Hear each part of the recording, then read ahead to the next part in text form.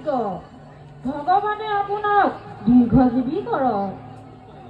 মই আৰু বিয়াই ফাটিবলৈ অকণো ইচ্ছা নাই। অসুৰ মোৰ আজি নিমিত্ততে মৰণেই অন্তিম। নিয়তি মহাৰাজ, সকলো নিয়তি দিলা।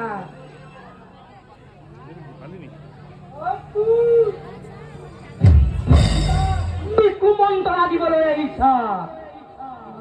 তোমালোকে যিমানে ষড়যন্ত্ৰ কৰিছা, সিমানে কংসৰ কপালত সৌভাগ্যৰ পদুম ফুলিছে।